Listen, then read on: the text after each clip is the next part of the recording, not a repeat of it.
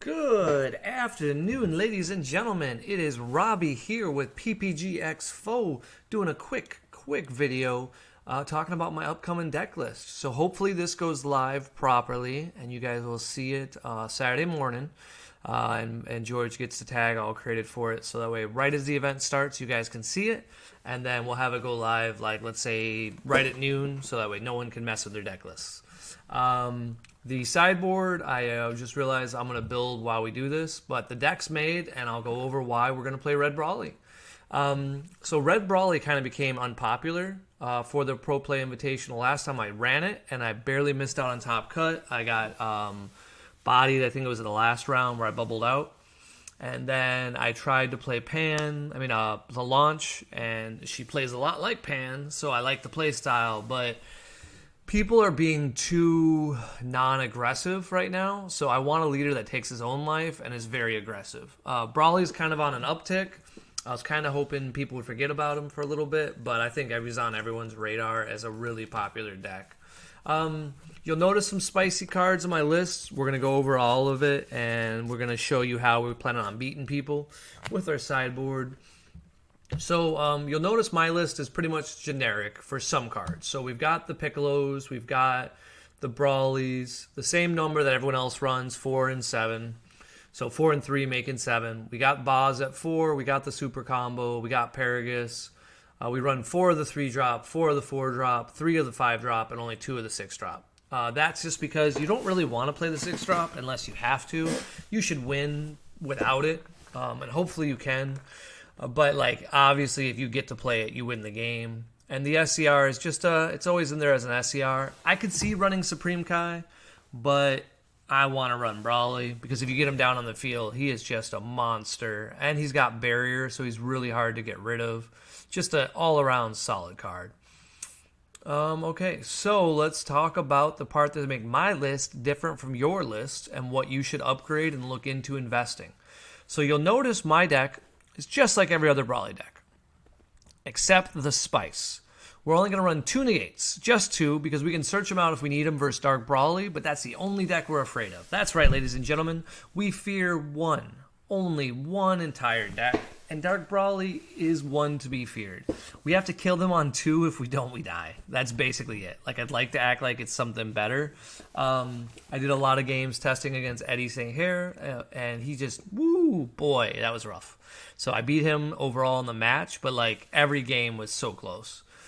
Flight of the Grand Eagle is a great negate versus that deck because I can cast it for free if I need to, and I can just get out of their big attack to kill me.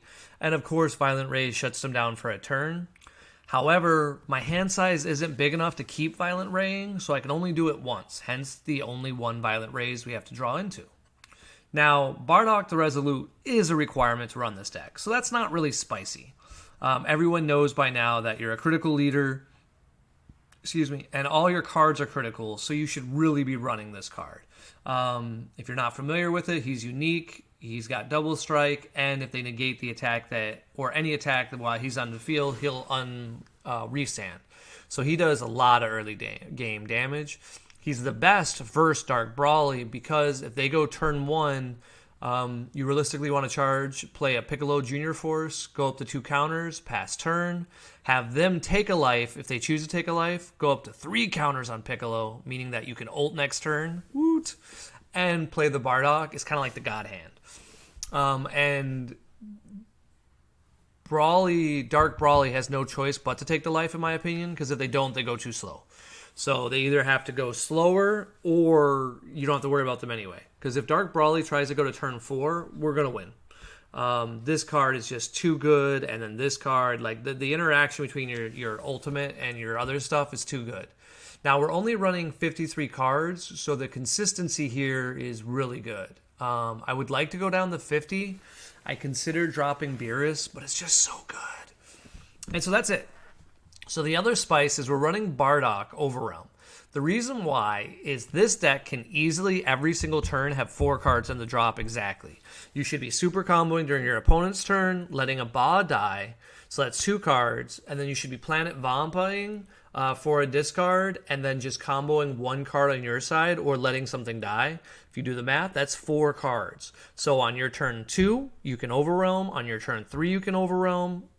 Easy ways to win. Beerus Godly Majesty is a 2 of because he is so good with this card. You need more attacks in this deck. You don't have a lot of combo power, and so to get underneath decks to have like Supreme Kai or anything where they can just like get out of it, like Piccolo can get out of a few attacks. But if you keep attacking Piccolo, and the Beerus lets you go under Piccolo. So it's important because they might Violent Raise you, and Violent Raise is actually like a terrible strategy against this deck. I know everyone's probably going to be like, oh, what's a great way to beat Bread Brawly? Just play Violent Raise. Nope. Every time you discard a card on top of the critical damage, the likelihood that I can defend just keeps going up. Yes, it's annoying that my big battle cards can't attack you, but they'll attack you eventually. Unless you draw a Violent Raise every turn, you're going to run out of them, and my board's just going to get massive, and your hand size is going to be depleted. I talked about it already in a previous video, but the part that makes my list good, and it's not me who came up with it, Legends is the one who taught me it, and I don't think he came up with it, so props to whoever did. But Oblivious Rampage Sun Goku is an amazing card. So this card with Pan, which you'll ultimate on Piccolo Jr., gains double strike. Okay? So it's going to be a double strike critical, and it will be a 20k. Now, obviously, if we're underneath Violent Raise, we won't get out of Pan because we don't want to be a 20k. We'll just be a 15k. He has Burst 3, once again, triggering our Overwhelm. Great card.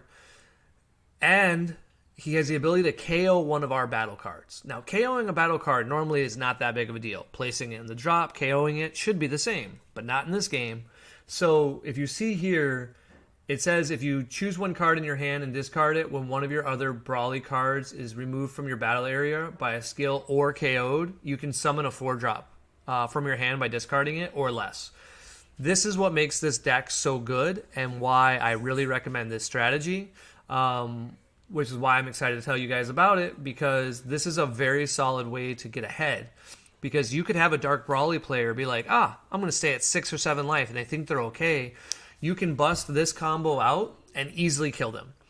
Because double strike critical at 20k base is a huge problem because it's going to attack twice, and it's going to summon a 4-drop from your hand, making them warp a card.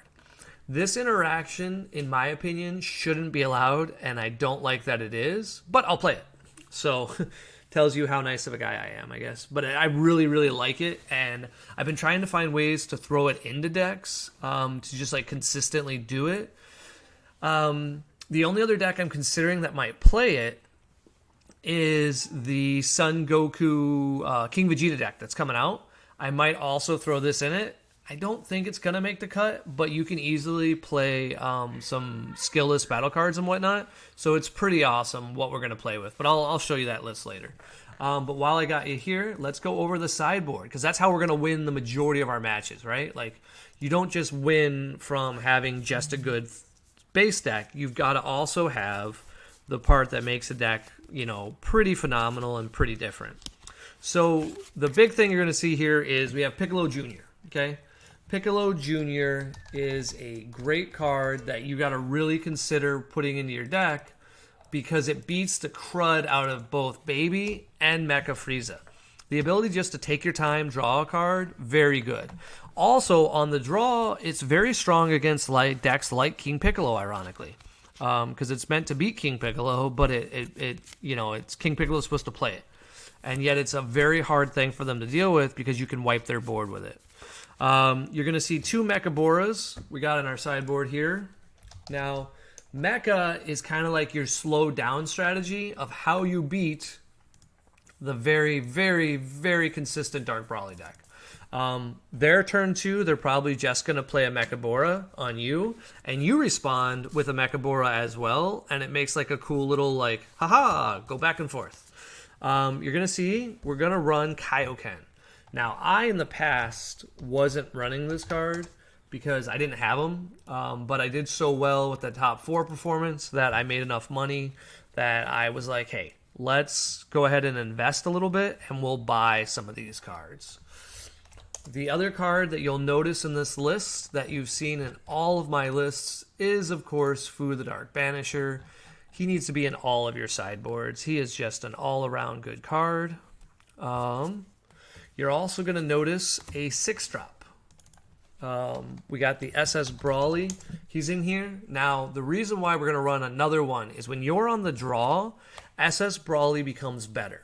Because that means on turn 3, if they chose to charge, boom, easy win. Because normally, you have to wait till turn 4 to play it. Turn 4 is like really, really, really far in the game. So it's a little too far.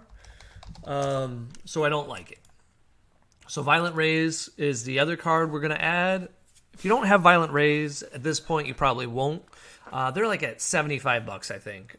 So I totally get that. But if you don't have them, you're probably out of playing red for a little bit.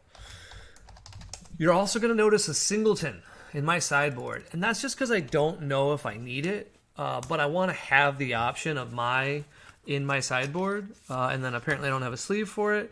But you're going to see the spicy piece because I actually expect a great deal. Excuse my pup. I expect a great deal of... it's not coming up. Beast of Planet.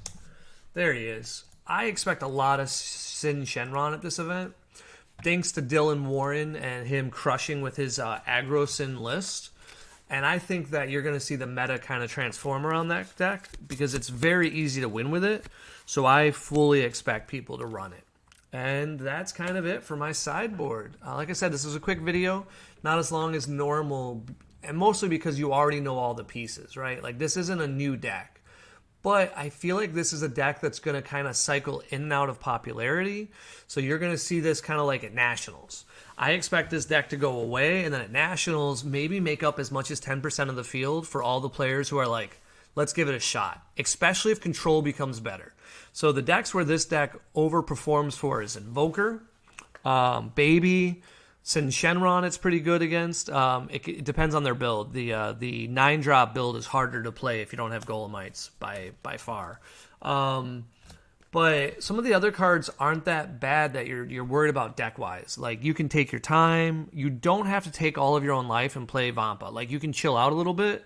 And that's how this deck does really well, is that in one turn, you can set up so that way you can multiple swap, play your ultimate, and just do a lot of tricks.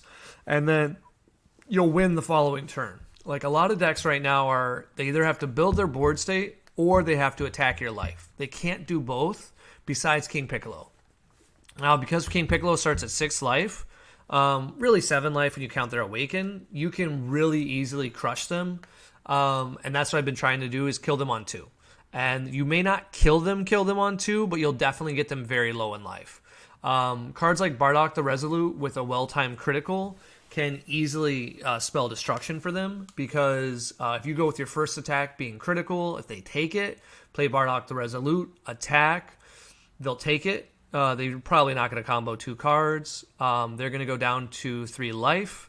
You swing across with like your Brawly on your turn 2.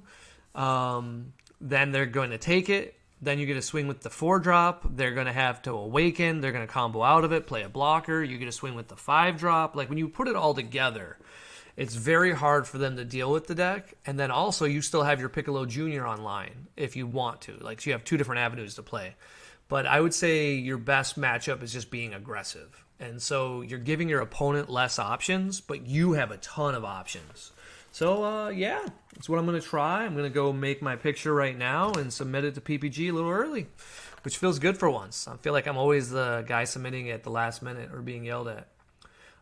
Give my list a shot. Looks like Shenron says this one's only 700, so this is the cheapest list I've given you in a while.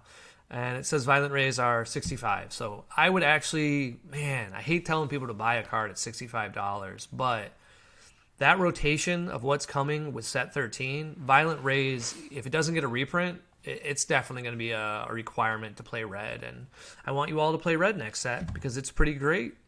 Well, enjoy yourselves, and I'll get this ready for you guys to watch for Saturday. Have fun.